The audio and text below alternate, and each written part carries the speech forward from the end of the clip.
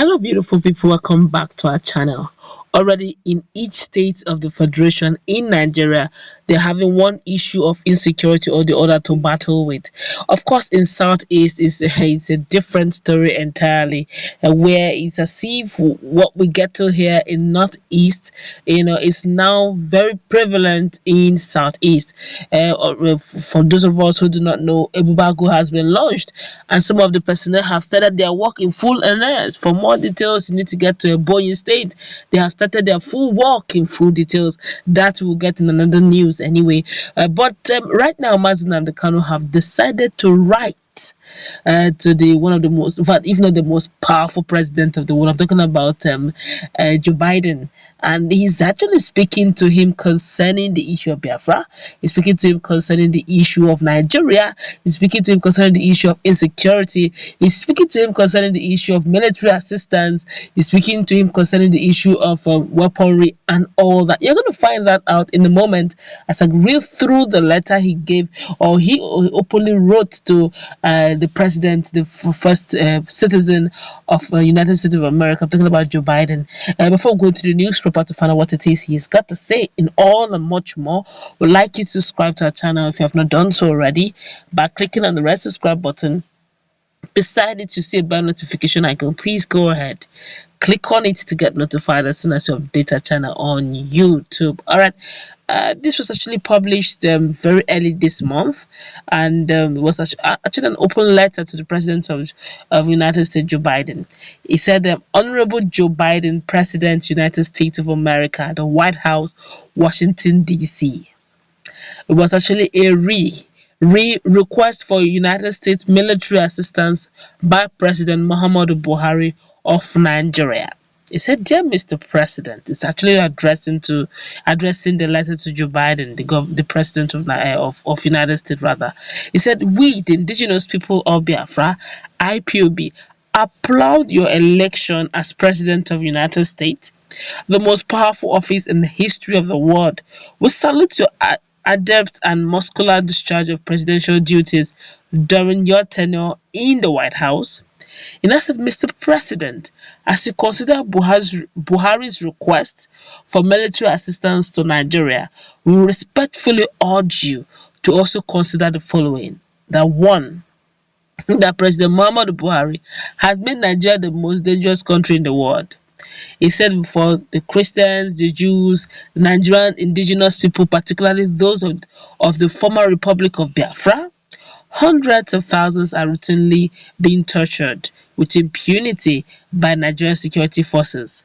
He now went further to explain that even Fulani herdsmen, who have been branded the fourth terrorist group in the world, is also involved. He said quite a lot here, a whole lot. Let's go to the second point he raised.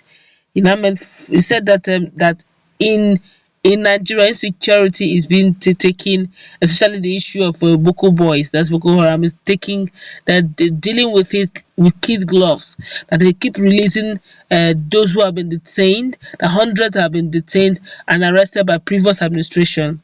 He said he recruited them into the Nigerian army and offered generous foreign scholarship to hundreds of them, and some of them now are now back into the Nigerian army. He made mention of also Sheikh Bantami and all that. He wrote quite a lot, a whole lot.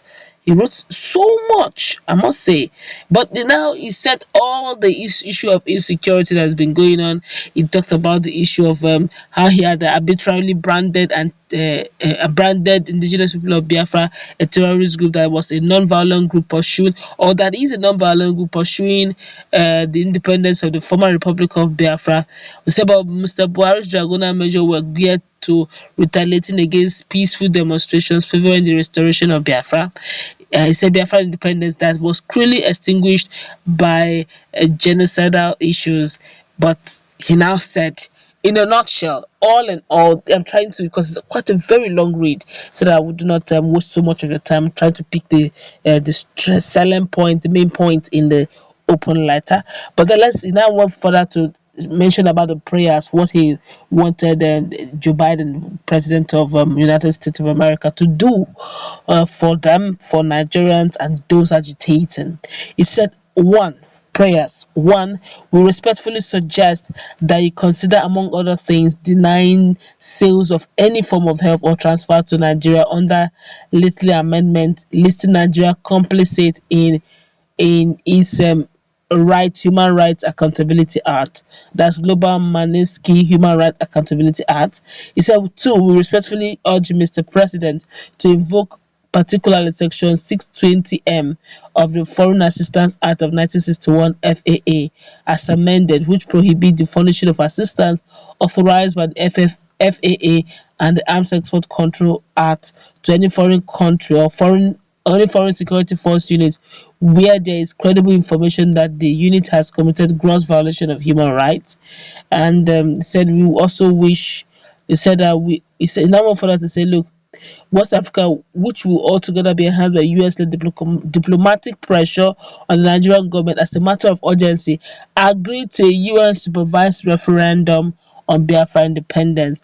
He said, we wish you and your family many wonderful years in the White House. Sincerely, Nnamdi Kanu, leader of the indigenous people of Biafra. I'm just trying to summarize the very lengthy letter, quite very lengthy. All right, you have heard what this is summary of what Nnamdi Kanu had written to the president of United States. Don't forget that Nigeria had actually wanted some sort of collabo with the United States as well to help them, with the issue of insurgents, issue of insecurity, whatever weaponry they need to combat the crime. But he's not saying with the open letter saying, look, don't do that. Don't. He's telling the president of the United States, if you do that, then they're not going to use it for what they're actually claiming for. They use it for the opposite. Okay, but and already don't forget that this. I think this letter was actually dated way back, but this month anyway. But I feel that matter has been concluded already. That's because I think they were denied to some extent. I think the federal government had to look somewhere else.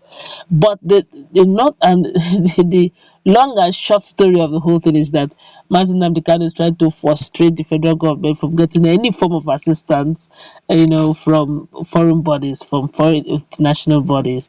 But rather, he's saying if they must come or they must look into the issue of Nigeria, then by all means they should look into the issue of referendum.